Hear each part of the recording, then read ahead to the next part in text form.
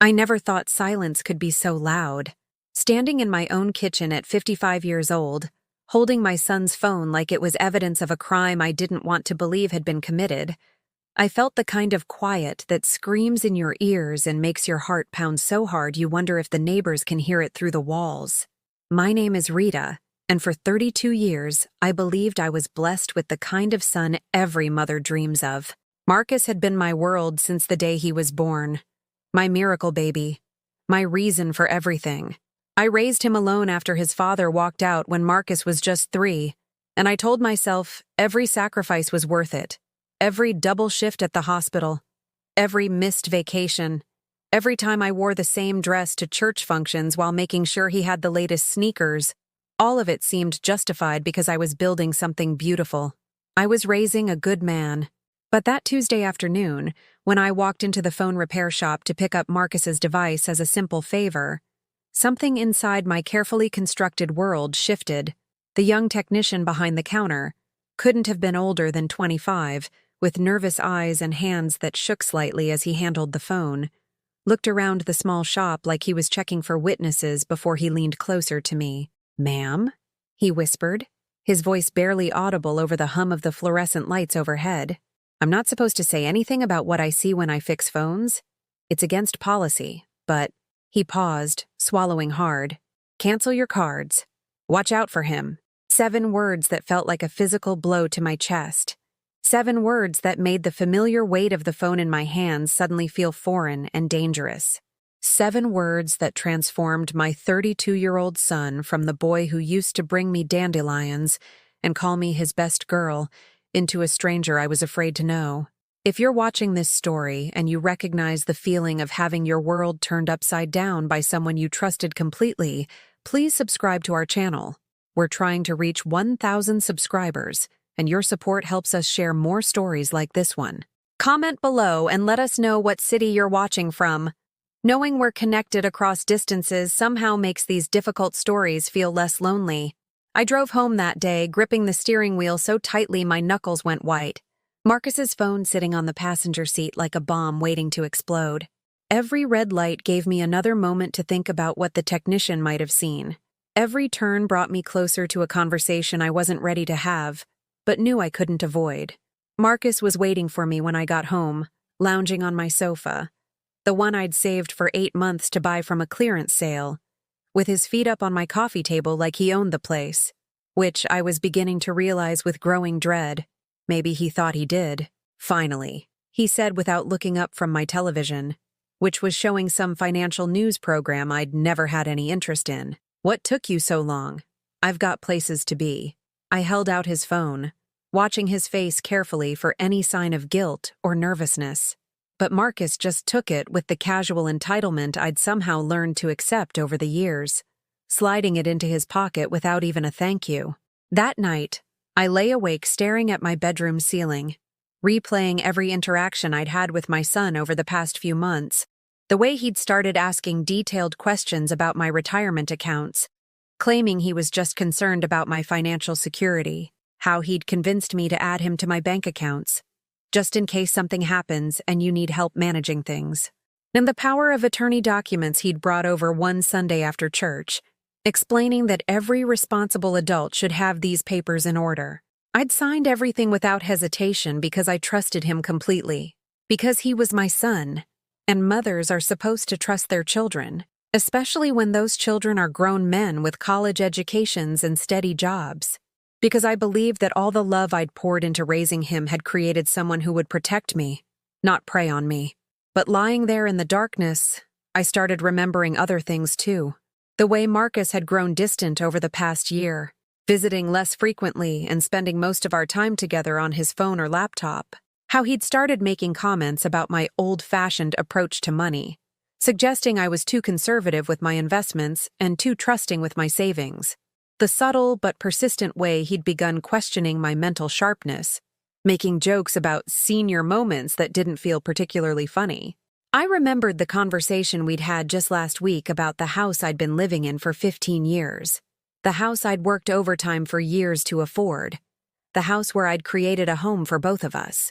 Marcus had suggested it might be time for me to downsize, to consider selling and moving into a smaller apartment. "You don't need all this space, Mom," he'd said, gesturing around my living room like it was a burden rather than a blessing.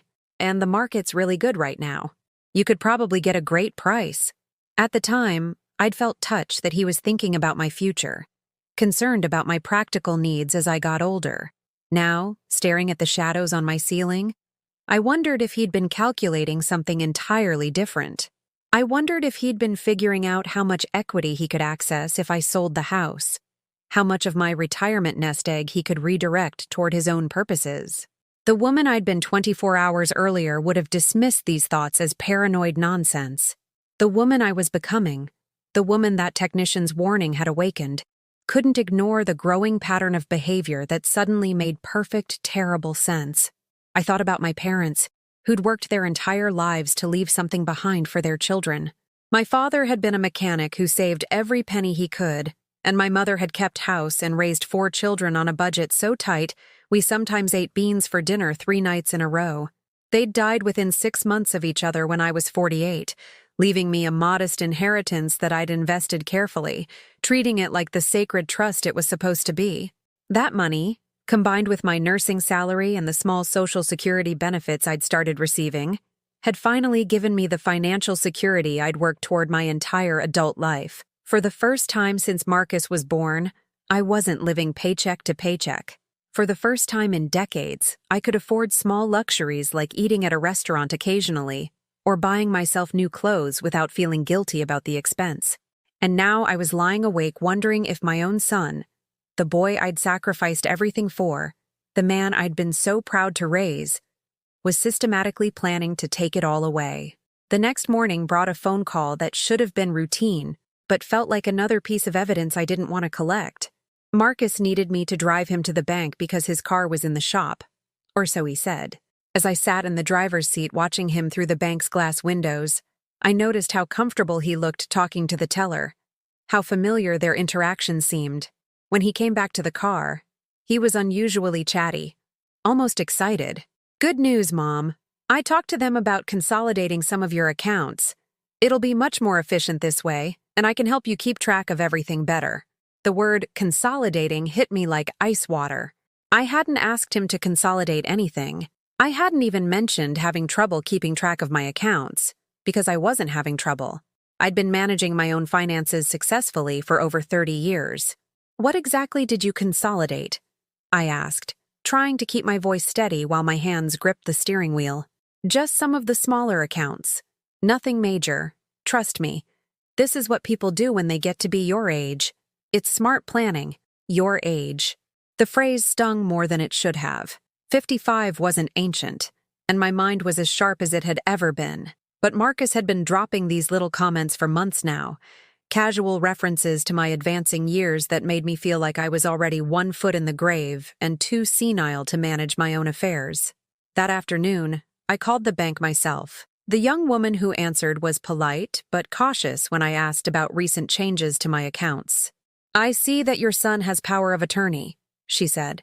"He's authorized to make these kinds of decisions on your behalf. Is there a problem?" "No problem," I lied. "I just wanted to understand what was moved where." But there was a problem. A big one. 3 of my smaller savings accounts had been closed and the funds transferred into the main checking account that Marcus now had access to. When I asked about the specific amounts, the numbers made my stomach drop. Nearly $15,000 that had been safely tucked away in separate accounts. Money I'd been saving for emergencies, for home repairs, for the future I was trying to build, was now sitting in an account my son could access whenever he wanted.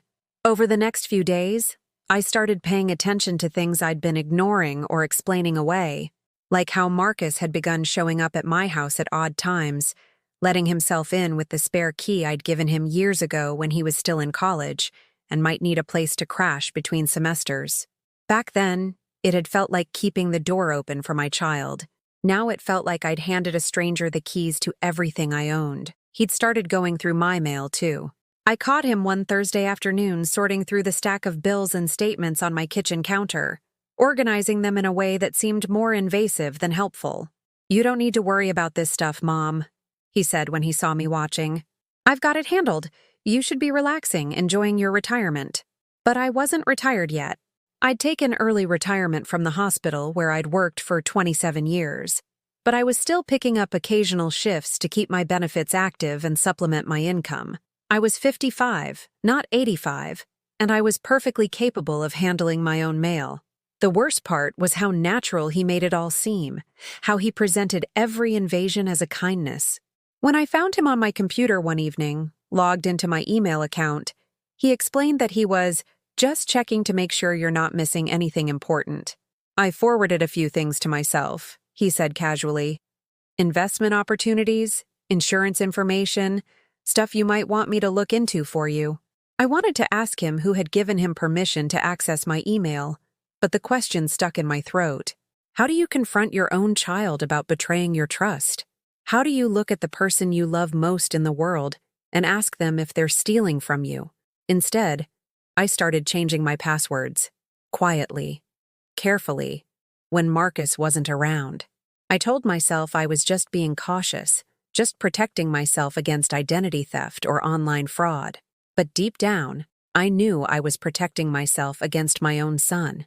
The evidence kept accumulating like storm clouds gathering before a hurricane. I found bank statements in Marcus's jacket pocket when I was doing his laundry. Statements for accounts I didn't even know existed. Accounts that showed regular transfers from my checking account. Small amounts at first, $50 or $100 at a time. But as I looked at the dates, I realized this had been going on for almost 6 months. When I confronted him about the statements, Marcus didn't even have the grace to look embarrassed. "I've been moving some of your money into higher yield investments," he said, like he was doing me a favor. "You're losing money keeping everything in basic savings accounts. I'm trying to help you build wealth, but you didn't ask me," I said, my voice barely above a whisper. "I shouldn't have to ask. I'm looking out for your best interests. Besides, you gave me power of attorney specifically so I could handle things like this." The casual cruelty of that response took my breath away. I'd given him power of attorney because I trusted him, because I wanted to know that if something happened to me, someone I loved would be able to take care of my affairs. I'd never imagined he'd use it as a license to take whatever he wanted whenever he wanted it. But Marcus wasn't finished. Over the next week, he started bringing up my age and mental capacity more frequently, making comments about my confusion and my tendency to forget things. He'd contradict things I said, then act concerned when I corrected him. "Mom, we talked about this yesterday," he'd say about conversations I was certain had never happened. "You're getting a little forgetful. Maybe we should talk to your doctor about that." The gaslighting was so subtle, so carefully crafted, that I started questioning myself. Was I forgetting things? Was I becoming confused? Was Marcus right that I needed more help than I wanted to admit? Then I remembered the technician's warning. Cancel your cards. Watch out for him. That young man had seen something on Marcus's phone that made him break company policy to warn a stranger. Whatever he'd seen had been serious enough that he'd risked his job to alert me. I started keeping a journal, writing down conversations and events as they happened so I could refer back to them later. I documented every time Marcus accessed my accounts, every time he made decisions without consulting me, every time he made me feel like I was losing my mind. The journal became my anchor to reality in a world where my own son was systematically undermining my confidence in my own perceptions. Page after page filled with evidence of manipulation, financial theft, and emotional abuse disguised as filial concern. Reading back through those entries, I realized I was documenting the destruction of everything I'd believed about my relationship with my child. The boy I'd raised to be honest and kind had grown into a man who was stealing from his own mother, while convincing her she was too incompetent to notice. But I was noticing, and slowly, quietly, I was starting to fight back. I kept trying to give him the benefit of the doubt because that's what mothers do. We make excuses for our children long after they've stopped deserving them. So when Marcus suggested we have dinner at Romano's, the Italian restaurant where we used to celebrate his good report cards when he was young, I thought maybe this was his way of reconnecting, of returning to the son I remembered. I should have known better when he insisted on driving my car instead of his own. "Yours is more reliable," he said. But I noticed how he adjusted my seat and mirrors like he was claiming territory, how he programmed his own phone into my Bluetooth system without asking permission. At the restaurant, I watched him order the most expensive items on the menu, the lobster special, a bottle of wine that cost more than I usually spent on groceries in a week. When the server asked about dessert, Marcus ordered 3 different options to share, though I hadn't touched half my own meal. "This is nice, isn't it, Mom?" he said, raising his wine glass. "We should do this more often. You deserve to treat yourself." But when the check came, he made a show of patting his pockets and checking his phone. "Oh, damn. My wallet's in my other car. Mom, can you get this one? I'll pay you back." I knew he wouldn't pay me back. Just like he hadn't paid me back for the emergency car repair I'd covered last month, or the security deposit for the apartment he'd claimed he needed help with, or the dozens of other temporary loans that had become permanent gifts without my consent. I paid the $140 check with my credit card, watching the server swipe it while Marcus chatted casually about his weekend plans that apparently included a ski trip with friends to a resort I could never afford to visit. On the drive home, he brought up my house again. "You know, Mom, I've been thinking, this place is getting to be too much for you to handle. The yard work, the maintenance, all those stairs. Have you considered what would happen if you fell and couldn't get up?" The concern in his voice sounded genuine, but I'd learned to listen for the calculation underneath. Marcus wasn't worried about me falling down my own stairs.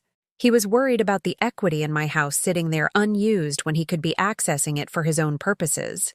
"I'm perfectly capable of managing my own home," I said, but even to my own ears, my voice sounded defensive rather than confident. "Of course you are right now, but we need to think ahead. What happens in 5 years? 10 years? Wouldn't it be smarter to sell while the market's good and invest that money somewhere it can work for you? Work for me?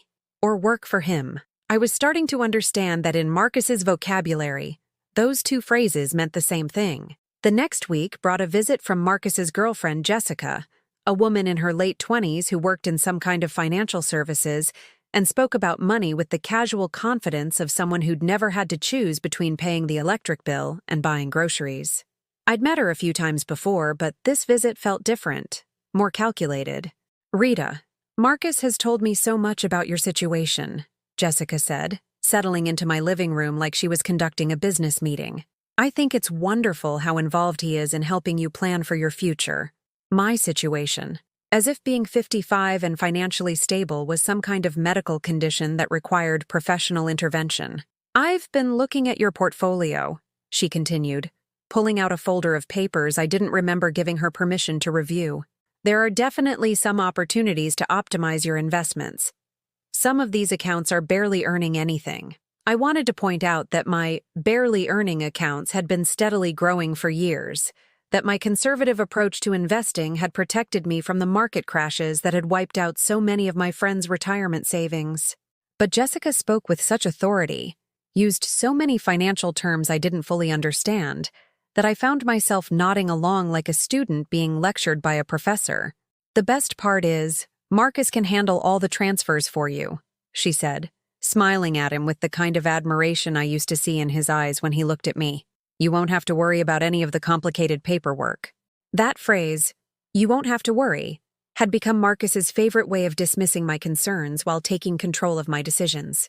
Every time he used it, I felt a little smaller, a little more invisible in my own life. After they left, I found myself standing in my kitchen, staring at the folder Jessica had left behind. Page after page of documents with my name on them, financial plans I'd never requested, investment strategies that would put more of my money under Marcus's control. At the bottom of the stack was a document transferring the title of my house into a trust that Marcus would manage for my benefit. The signature line was blank, waiting for me to sign away the home I'd worked 27 years to own. I called my neighbor, Dorothy, who'd been a friend since I moved into the neighborhood 15 years ago. Dorothy was 72 and sharp as a tack, with the kind of practical wisdom that comes from surviving 8 decades of other people's nonsense.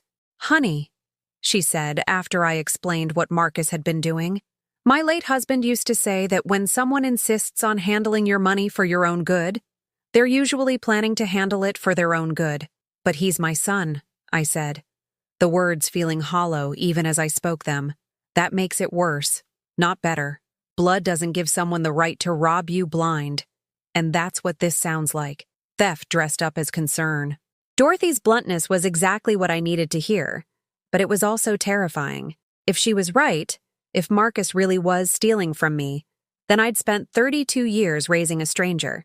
I'd sacrificed everything to create a person who was now systematically destroying everything I'd built. That night, I did something I hadn't done since Marcus was a teenager getting into trouble at school. I went through his things.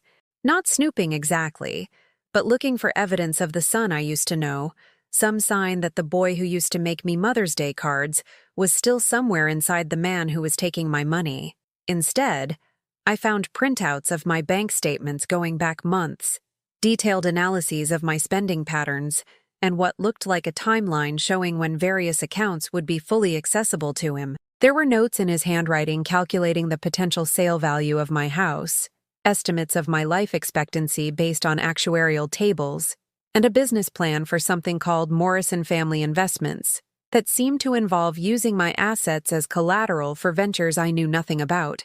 The most devastating discovery was a text message thread he'd apparently printed out, conversations with Jessica about the timeline and getting her to cooperate.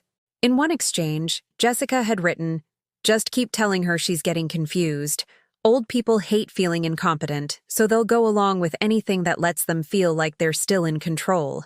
Marcus had responded, "Already working. She's starting to question herself about everything. Should have access to the house equity within a month." I sat on my bedroom floor, surrounded by evidence of my son's betrayal, and felt something break inside my chest that I knew would never heal the same way again. This wasn't financial theft, it was emotional murder. Marcus wasn't just stealing my money.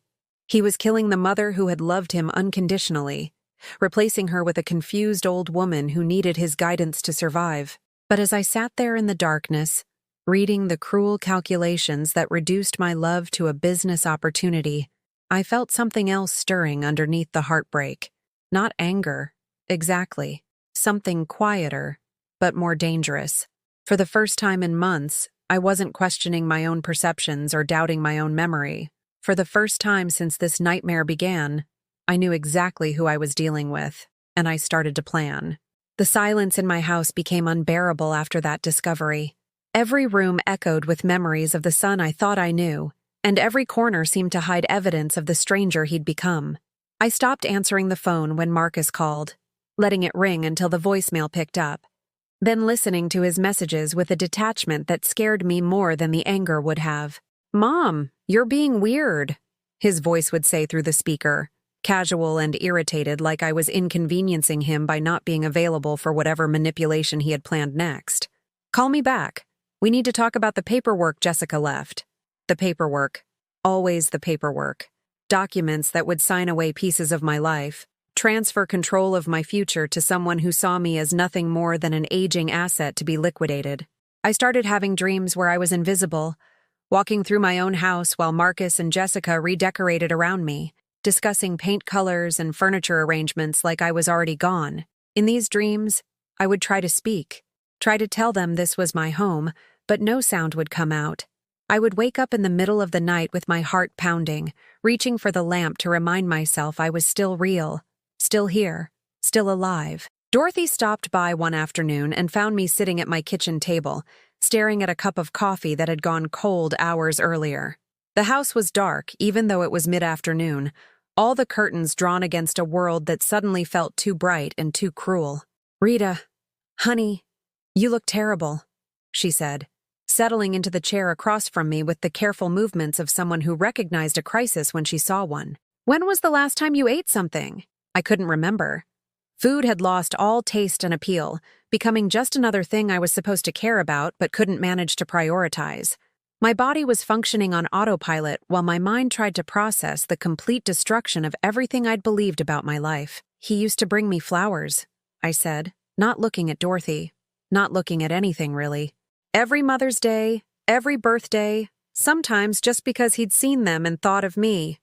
Daisies, usually. Said they reminded him of my smile." Dorothy reached across the table and covered my hand with hers.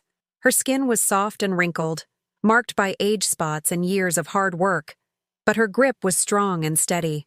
"I know, sweetheart. I remember." I kept telling myself that boy was still in there somewhere, that this was just a phase, just stress from his job or his relationship or whatever, that eventually he'd remember who he used to be and come back to me. The words came out flat and lifeless, like I was reading someone else's eulogy. But he's not coming back, is he? Because that boy never existed. I created him in my mind, made him into the son I wanted instead of seeing the son I actually had. Dorothy was quiet for a long moment, letting me sit with the terrible truth I'd finally spoken out loud. When she did speak, her voice was gentle but firm. "You loved him the way a mother should love her child. That wasn't wrong, and it wasn't foolish. What he's doing to you, that's not your fault. But it felt like my fault.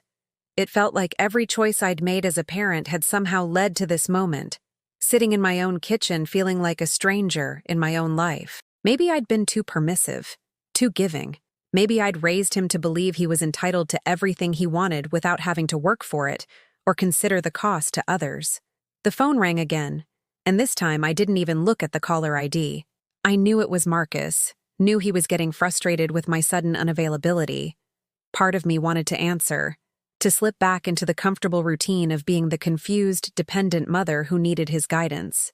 At least then I'd have someone to talk to, even if every conversation was poisoned with lies. "You should change your locks," Dorothy said, watching me ignore the ringing phone. "And your bank passwords. And maybe talk to a lawyer about that power of attorney." What's the point? The question came out sharper than I'd intended, edged with a bitterness I'd been trying to suppress for weeks. "He's already taken most of my money. The house will be next. And then what? I'll be one of those old women living in subsidized housing, telling anyone who'll listen about the ungrateful child who destroyed her life." "Stop that." Dorothy's voice cut through my self-pity with surgical precision. "You're 55 years old, not 95.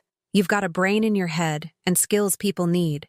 You survived being a single mother, worked your way through nursing school, raised a child on your own. You think all of that just disappears because one person betrayed your trust?" I wanted to believe her, but the fight had gone out of me. Every day felt like swimming upstream against a current that kept getting stronger, and I was tired of struggling against the inevitable. Maybe Marcus was right. Maybe I was getting too old to manage my own affairs. Maybe the confusion and forgetfulness he kept mentioning were real, and I just couldn't see it myself. That evening, I sat in my living room with the television on but the sound turned down, watching people move through their scripted lives while I tried to figure out how to continue with my unscripted one.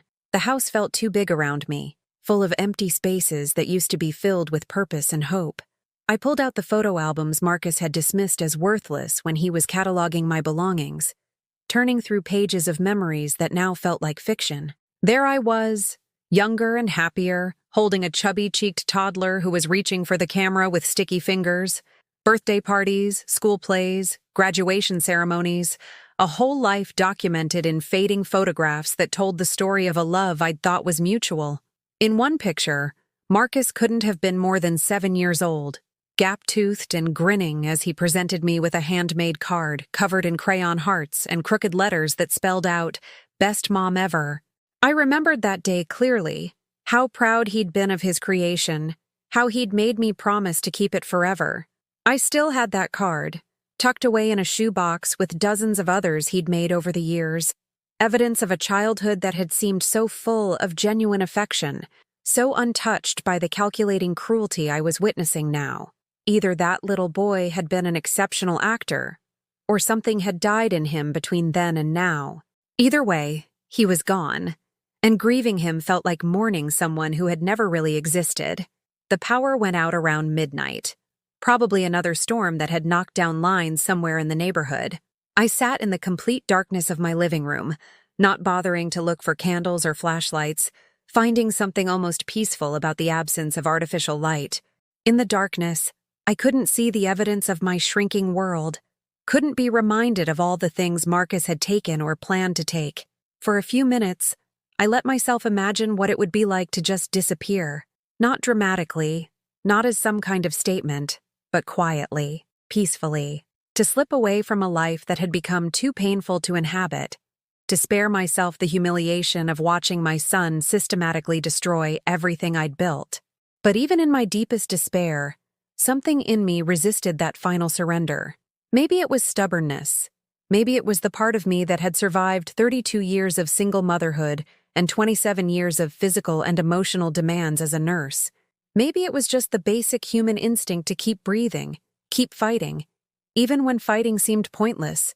When the power came back on an hour later, flooding the room with sudden light, I was still sitting there, still breathing, still alive in a life that had become unrecognizable but was still mine to live. I looked around my living room, really looked at it for the first time in weeks. This was my home. I had earned every piece of furniture, paid for every improvement, chosen every detail with care and intention. Marcus might have the legal authority to take it away from me, but he hadn't earned the right to it. For 32 years, I'd defined myself through my love for my son. But maybe it was time to remember who I'd been before he was born, who I could be if I stopped letting his betrayal define my worth. I still had something he'd forgotten about, something he couldn't access or control or steal. I still had myself. The morning after the power outage, I woke up different. Not dramatically, not with some Hollywood moment of sudden clarity, but with a quiet shift that felt like a bone resetting after a break. I made my coffee the same way I had for 20 years, but I drank it standing at the kitchen window, watching the sunrise paint my backyard in shades of gold and amber, really seeing it for the first time in months. I started observing instead of reacting.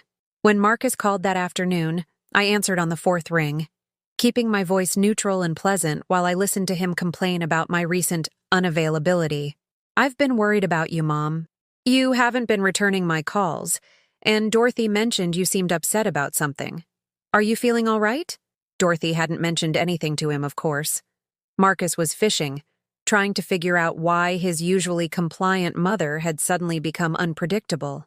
I could hear the calculation behind his concern, the way he was testing my responses to gauge whether his control was slipping. "I'm fine, sweetheart," I said, the endearment sliding out of my mouth like a practiced lie.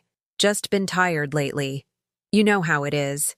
"Well, that's actually what I wanted to talk to you about. Jessica thinks we should get you checked out by a doctor. Sometimes fatigue can be a sign of, well, cognitive issues. Early warning signs." There it was.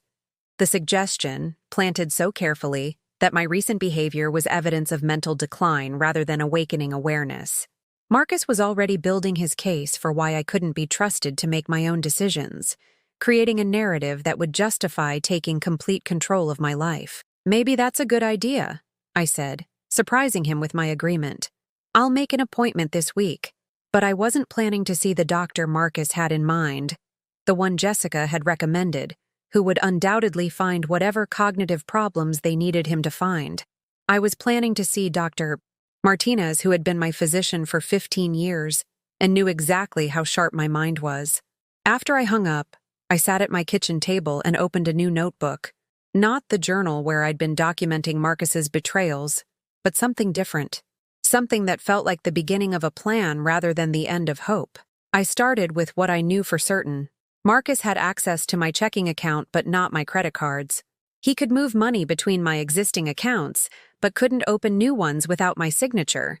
The power of attorney gave him broad authority, but it didn't make him the legal owner of my assets. Not yet. Most importantly, he didn't know about the safety deposit box I'd maintained at a different bank for over a decade, the one where I kept copies of important documents, some cash, and my grandmother's jewelry. It was a precaution I'd taken when Marcus was still a teenager, back when I was just being responsible rather than protecting myself from my own child. That afternoon, I drove to First National Bank, the small local institution where I'd maintained the safety deposit box since Marcus started college. Mrs. Patterson, the branch manager, remembered me and smiled warmly as she escorted me to the vault. "Haven't seen you in a while, Rita. How's that son of yours doing?" "Growing up," I said simply, which was true enough, though not in the way she probably imagined. Inside the metal box were treasures I'd forgotten I possessed. The original deed to my house, showing clear title in my name alone. Copies of my nursing licenses and certifications. Proof of qualifications that Marcus had begun to dismiss as outdated. My parents' marriage certificate and my own birth certificate, documents that established my identity independent of my role as someone's mother. But the most valuable discovery was a document I'd signed years ago and forgotten about. A revocation of power of attorney form that my attorney had given me, just in case. It was already notarized, already legal, waiting only for me to file it with the appropriate institutions. I also found something else. A letter from my father, written shortly before his death, that I'd saved but never fully appreciated. His handwriting was shaky from the illness that would claim him, but his words were strong and clear. "Rita," he'd written, "you're the strongest person I know, even if you don't always see it yourself. Remember that strength doesn't always look like fighting. Sometimes it looks like patience. Sometimes it looks like planning. And sometimes it looks like knowing exactly when to stop being nice and start protecting yourself."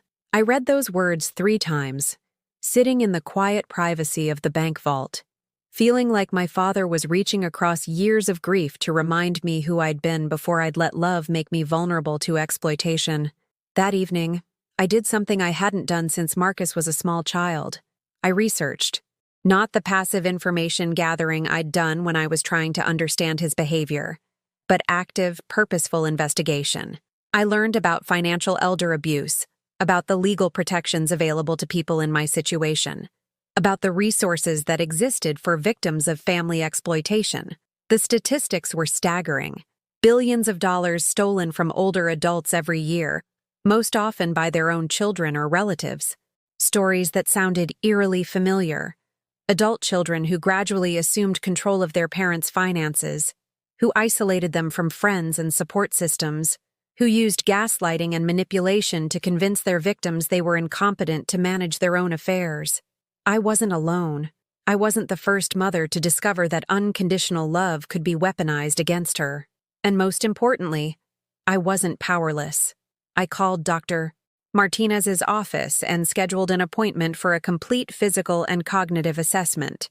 Not because I believed Marcus's implications about my mental state, but because I wanted documentation of my competency before I made my next moves. "I'd like everything in writing," I told the receptionist. "Complete blood work, cognitive testing, the works. And I'd like copies of all results sent directly to me." I also called the bank where Marcus had been consolidating my accounts and requested a complete audit of all transactions over the past year. "I want to review everything," I told the customer service representative. "Every transfer, every change to account access, every document that's been signed or modified." "Is there a problem with your accounts, Mrs. Morrison?" "Not yet," I said, "but I want to make sure it stays that way." The next few days passed quietly while I waited for appointments and gathered information. Marcus called twice, but I let him leave messages, each one slightly more irritated than the last. I was learning to read the subtext in his words, to hear the threat beneath the concern. "Mom, I'm starting to worry that you're not thinking clearly. Maybe we should have that conversation about getting you some help around the house. Someone to make sure you're taking care of yourself properly. Someone to monitor me," he meant. Someone to report my activities back to him, to make sure I wasn't developing inconvenient independence or asking uncomfortable questions. But I was past the point of being intimidated by his implications. Every day that passed without contact was a day I used to strengthen my position, to educate myself about my options, to build a foundation for whatever came next. Dorothy stopped by one afternoon and found me at my kitchen table, surrounded by papers and looking more alive than I had in weeks. "Well, look at you," she said, settling into her usual chair with obvious approval. "You look like someone who's remembered she has a backbone." "I'm getting my ducks in a row," I said, not elaborating on what that meant, but feeling confident she would understand. "Good. And when you're ready to use those ducks, you let me know if you need any help aiming them." That night, I dreamed about my father again, but this time he wasn't sick or dying. He was standing in his garage workshop, teaching me how to use tools the way he'd done when I was young. In the dream, he handed me a hammer and said, "Sometimes you have to build something new before you can tear down what's broken." I woke up understanding exactly what he meant. It wasn't time for confrontation yet. It wasn't time for anger or accusations or dramatic revelations. It was time for careful, methodical preparation. Time to build my defenses before I dismantled his offense. Marcus thought he was dealing with a confused, aging woman who needed his guidance to navigate a world that had become too complicated for her to manage alone. What he didn't realize was that he was actually dealing with a nurse who had spent 27 years making life-and-death decisions under pressure, solving problems that had no obvious solutions, and protecting people who couldn't protect themselves. Now it was time to protect myself, and I was very good at my job. Dr. Martinez's examination results arrived on a Tuesday morning, delivered in a thick manila envelope that felt like validation in paper form. Every test came back exactly as I'd expected. Perfect cognitive function, excellent memory retention, no signs of confusion or decline. My blood pressure was slightly elevated, but as Dr. Martinez noted in his summary, consistent with stress levels expected in someone dealing with significant family conflict. He'd known. Without me saying a word about Marcus directly, he'd recognized the signs of someone being systematically undermined by people they trusted. His report was thorough, professional, and unambiguous. Rita Morrison was a competent adult in full possession of her mental faculties. I made copies of everything and stored the originals in my safety deposit box, right next to the revocation of power of attorney that would soon become the most important document in my life. That afternoon, Marcus showed up unannounced, letting himself in with his key as if my home was still an extension of his own personal property. I was sitting at my kitchen table with the newspaper spread in front of me, deliberately projecting an image of peaceful domestic routine.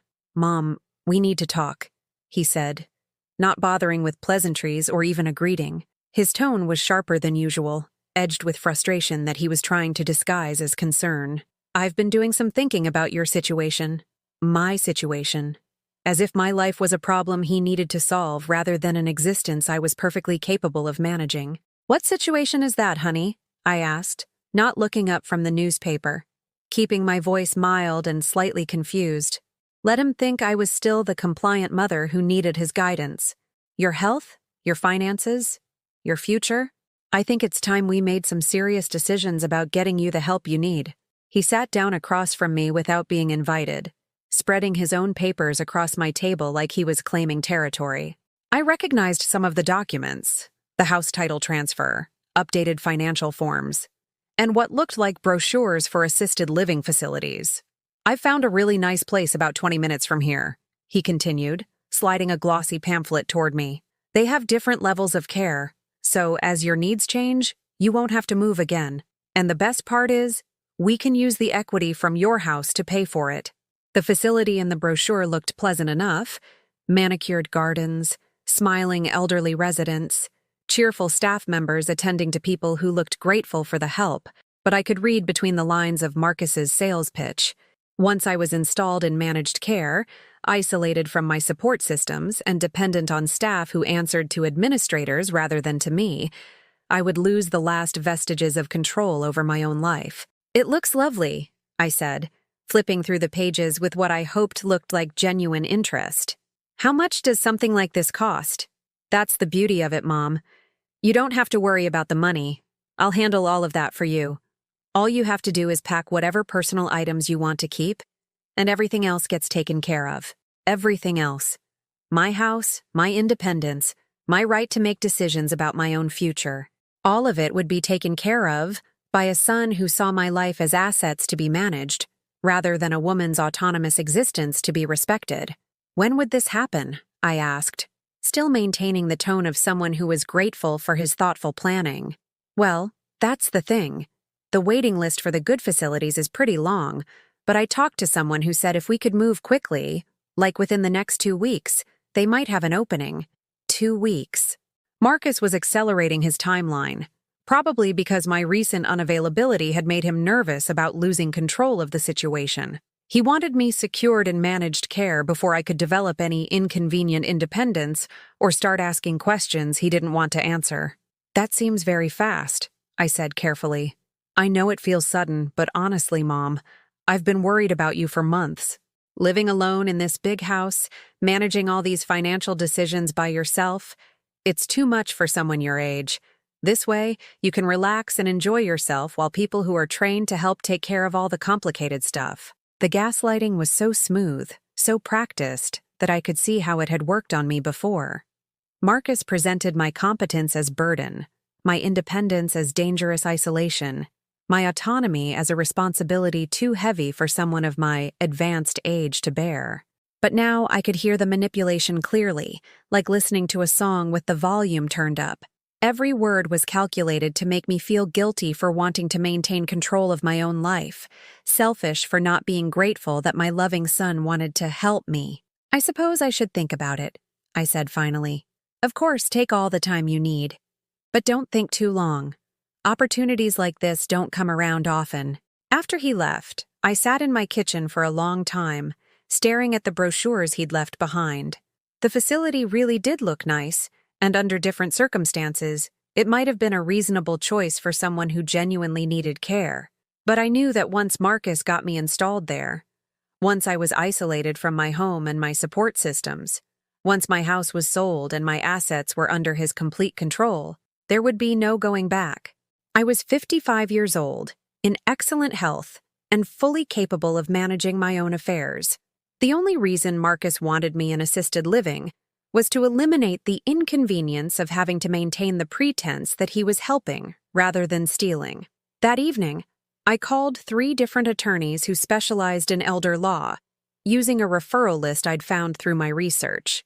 The first 2 were booked for weeks, but the third, Patricia Wells, agreed to see me the following afternoon. "Just to be clear," she said during our brief phone conversation, "are we talking about someone who's trying to take advantage of you financially?" "Yes," I said simply. "My son." There was a pause on the other end of the line, and when she spoke again, her voice was gentler but more serious. "Mrs. Morrison, that's one of the most difficult situations we deal with. Family financial abuse is complicated because the legal system assumes that family members act in each other's best interests. But I want you to know that you do have options, and we can discuss all of them when you come in." I spent that night organizing everything I'd gathered over the past week: bank statements, medical records, documentation of Marcus's access to my accounts, copies of the power of attorney documents, and the detailed journal I'd been keeping of his behavior. By the time I finished, I had assembled a comprehensive case file that told the story of systematic financial manipulation disguised as filial concern. The next morning brought another unannounced visit from Marcus, this time accompanied by Jessica, who carried herself with the confident authority of someone who believed she was participating in a benevolent intervention rather than a calculated theft. "Rita, I brought some additional paperwork for you to look at," Jessica said, settling into my living room like she was conducting a business meeting. "Marcus has been telling me about the care facility, and I think it's such a wonderful solution. But we need to get some of these financial transitions completed before you can move forward." She spread documents across my coffee table with practiced efficiency: forms that would transfer my remaining accounts into Marcus's name, updated insurance policies that listed him as the sole beneficiary, and a revised will that I certainly hadn't requested or authorized. "The timing is really important," Marcus added, watching my face carefully for signs of resistance.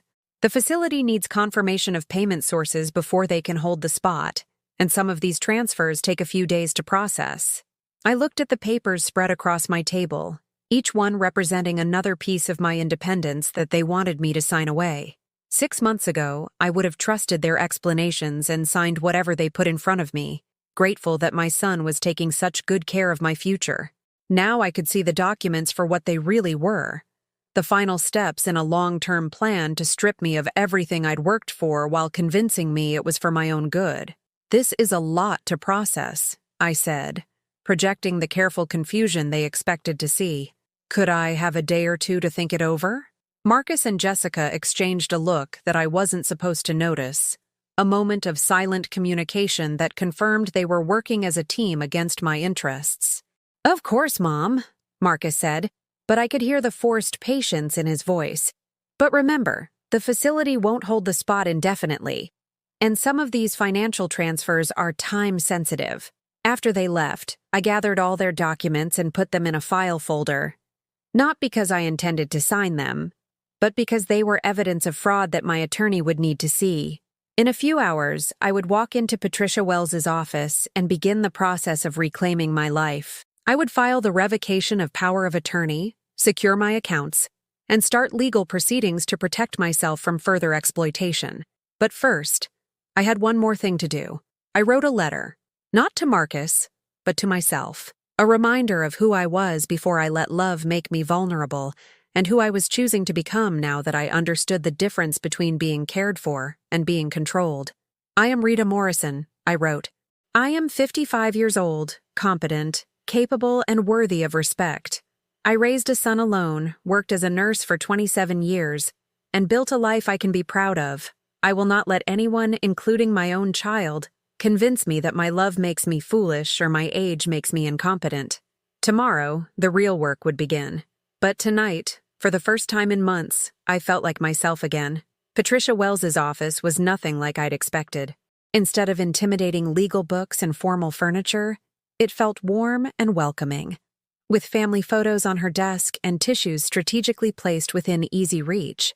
She was younger than me, maybe early 40s, but her eyes held the kind of understanding that comes from hearing too many stories like mine. Before we begin, she said, reviewing the file I'd assembled, I want you to know that what you're describing is more common than you might think.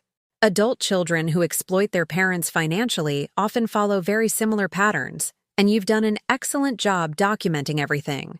She spread my evidence across her conference table, bank statements showing unauthorized transfers, the medical evaluation proving my competency, copies of the power of attorney documents, and screenshots of Marcus's text messages discussing their timeline for accessing my assets.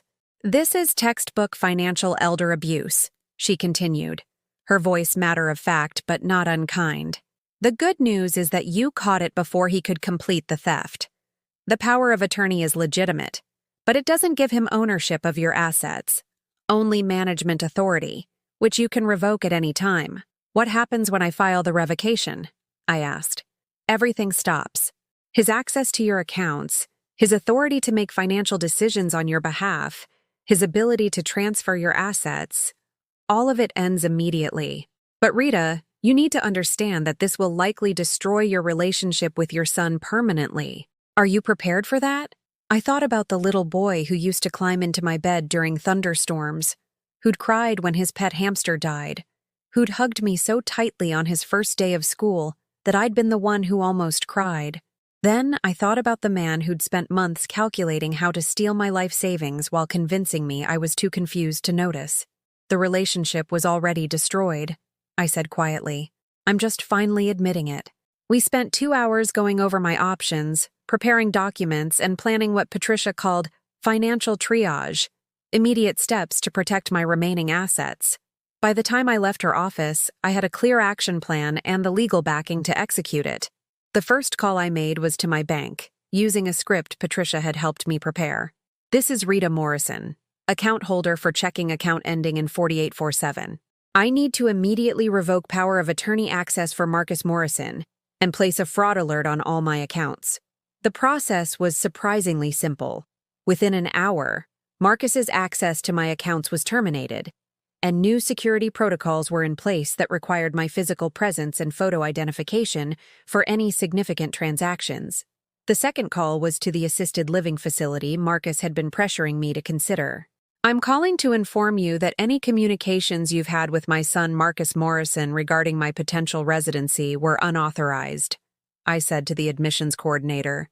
I am not seeking assisted living services, and any applications or financial commitments made on my behalf should be considered fraudulent. That afternoon, I drove to the bank where Marcus had been consolidating my accounts and requested a complete reversal of all transfers made without my explicit written consent.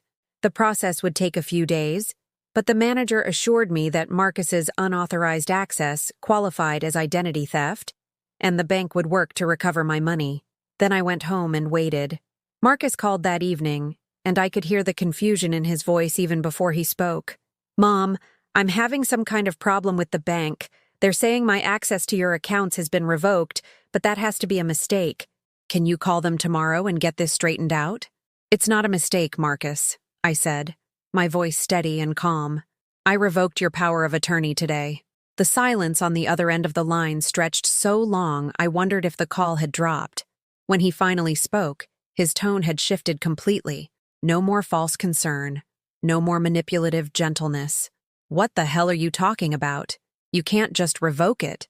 We had an agreement. We had an agreement that you would help me manage my finances if I became unable to do so myself. Instead, you've been stealing from me for months while trying to convince me I was too confused to notice. Stealing? Mom, everything I've done has been for your own good. You're not thinking clearly. Stop. The word came out sharper than I'd intended, cutting through his attempt to gaslight me one more time. I know exactly what you've been doing, Marcus. I've seen the bank statements, the unauthorized transfers, the text messages between you and Jessica about your timeline for accessing my assets. Another long silence, and when he spoke again, the mask had slipped completely. You went through my phone? You left printed copies of your conversations in my house. Conversations where you and Jessica discussed how to convince me I was getting confused so I'd cooperate with your plans.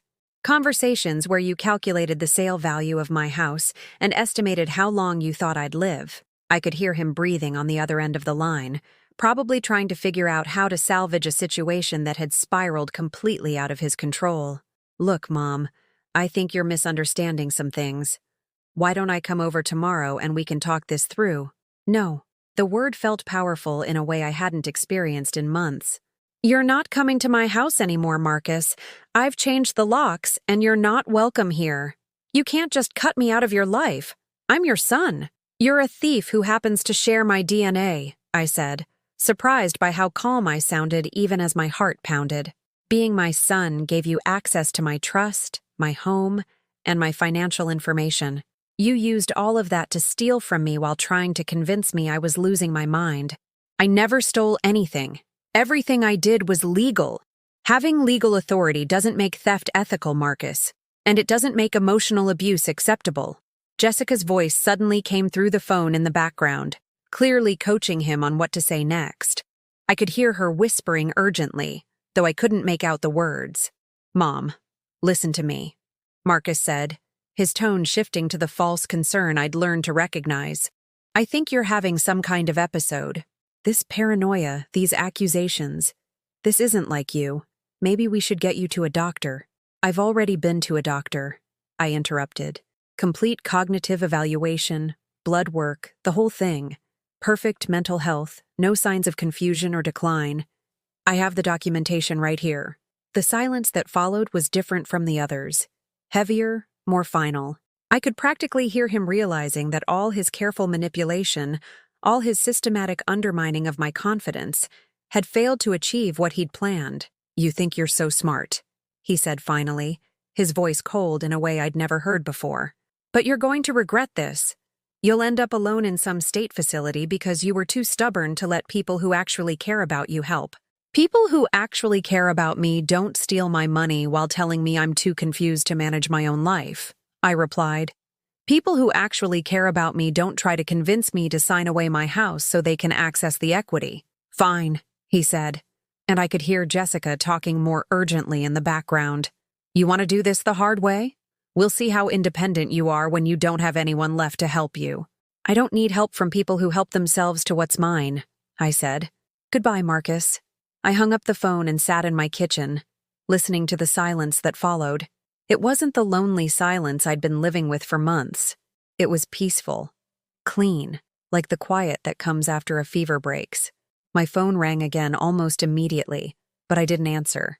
It rang 12 more times over the next hour, alternating between Marcus's number and Jessica's, but I let every call go to voicemail.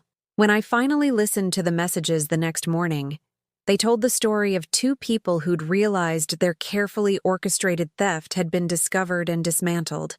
The first few messages were attempts to negotiate, to convince me I was making a mistake.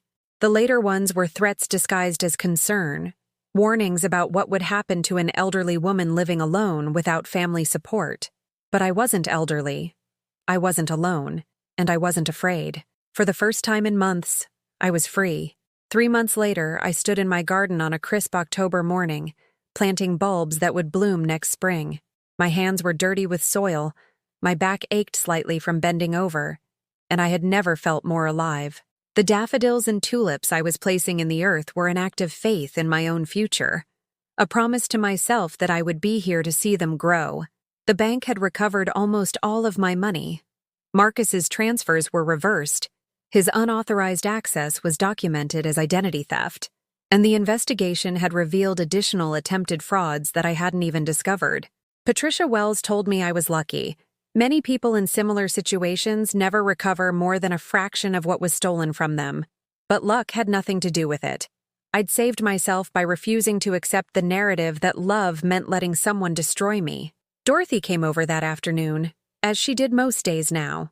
Our friendship had deepened into something that felt like family, the kind of family you choose rather than the kind you're born into. She brought fresh apple cider from the farmer's market and settled into my kitchen chair with the comfortable ease of someone who belongs. "Any word from you-know-who?" she asked, though we both knew the answer. "Radio silence for 6 weeks now," I said, pouring the cider into glasses that caught the afternoon sunlight streaming through my windows. "I think he's finally realized there's nothing left here for him to take." Marcus had made a few more attempts at contact after our final phone conversation. An email claiming he'd been trying to protect me from making poor financial decisions. A letter delivered by Jessica that suggested I was isolating myself from family out of misplaced pride. But each attempt felt more desperate and less convincing than the last. The threats had stopped when Patricia sent a cease and desist letter documenting the financial abuse and making it clear that any further contact would result in criminal charges. Marcus might be a thief, but he wasn't stupid enough to risk prosecution for harassment on top of everything else. I'd heard through neighborhood gossip that he'd moved out of state, probably to start fresh somewhere his reputation hadn't preceded him.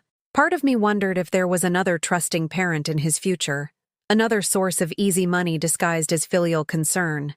But that wasn't my problem to solve anymore. The woman I'd been 6 months ago would have felt guilty about his exile, would have wondered if I'd been too harsh, too unforgiving. The woman I was now understood that protecting myself from further harm wasn't cruelty. It was wisdom. My house felt different now, larger somehow. Like removing Marcus's presence had opened up space I didn't know I was missing. I'd redecorated the living room, not dramatically but meaningfully, choosing colors and furniture that pleased me rather than accommodating someone else's preferences. The walls displayed photographs I'd taken during weekend trips to places I'd always wanted to visit, but never had time for when I was busy being the perfect, accommodating mother. I'd started dating, though that felt like too strong a word for the gentle courtship I was enjoying with Robert Chen, Dorothy's neighbor who'd been widowed 2 years earlier. We had coffee together on Sunday mornings, attended community theater performances, and took long walks through the park where we talked about books and gardening, and the unexpected pleasure of discovering romance at an age when we'd both assumed that chapter of our lives was closed. Robert knew about Marcus, about the betrayal and the recovery, but he didn't treat me like a victim or a cautionary tale.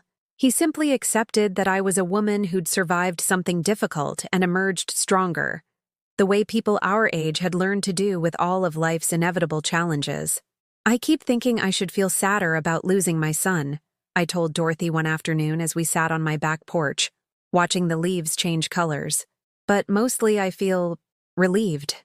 Like I can finally stop pretending that toxic behavior is acceptable because it comes from someone I love. Grief isn't always about missing someone," Dorothy replied with the wisdom of someone who'd outlived most of her family. "Sometimes it's about mourning the relationship you thought you had, or the person you hoped they could become.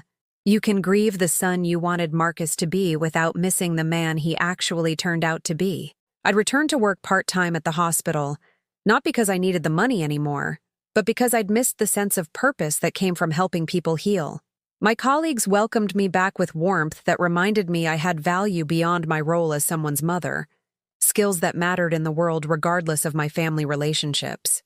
The other nurses, most of them younger but some my age or older, created a community I'd forgotten I was part of. We shared stories about difficult patients and demanding families, about the challenges of aging parents and ungrateful children, about the way life sometimes handed you plot twists you never saw coming. Many of them had their own stories of family betrayal, children who'd stolen from them, spouses who'd abandoned them, relatives who'd exploited their kindness until there was nothing left to give.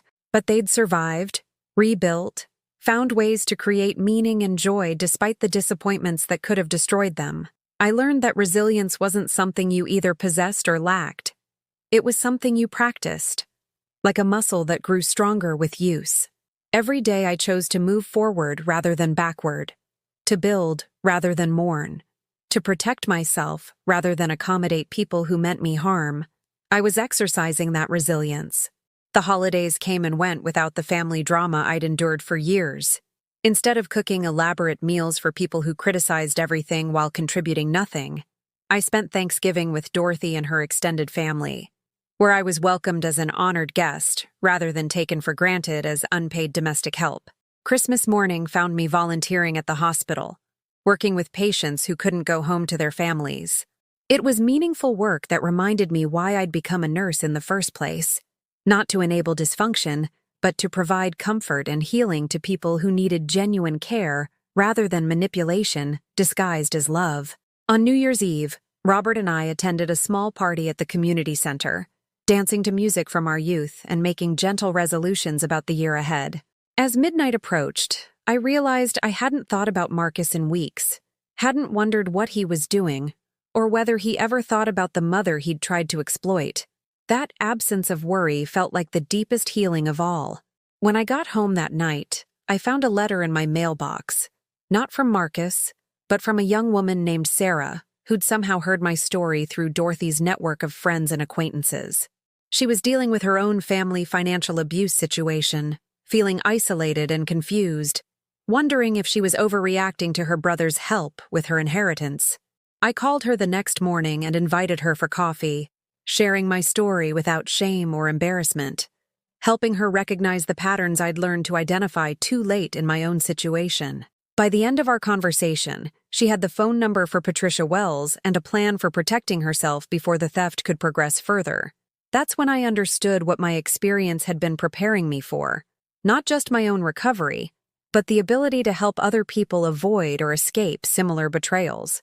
The pain I'd endured hadn't been meaningless. It had taught me lessons I could pass along to others who found themselves trapped between love and exploitation. I started a support group at the community center, a quiet gathering of people who'd discovered that the ones they'd trusted most had been the ones who'd hurt them worst. We met every other Wednesday evening, sharing strategies for healing and practical advice for protecting ourselves from further harm. The group grew slowly but steadily, mostly women my age or older, but some younger people too. Adults whose parents or siblings or children had seen their love as weakness to exploit rather than gift to treasure. We learned that we weren't alone, weren't foolish, weren't responsible for other people's choices to betray our trust. Most importantly, we learned that surviving betrayal didn't require us to become bitter or closed off. We could remain open to genuine love while developing the wisdom to recognize and reject its toxic counterfeits. Standing in my garden that October morning, I thought about the woman I'd been when this all started. Confused, isolated, doubting her own perceptions while someone she loved systematically destroyed her life. That woman felt like a stranger now, someone I remembered with compassion but couldn't imagine being again. I'd learned that sometimes the greatest act of love is refusing to enable someone's worst impulses, even when that someone is your own child.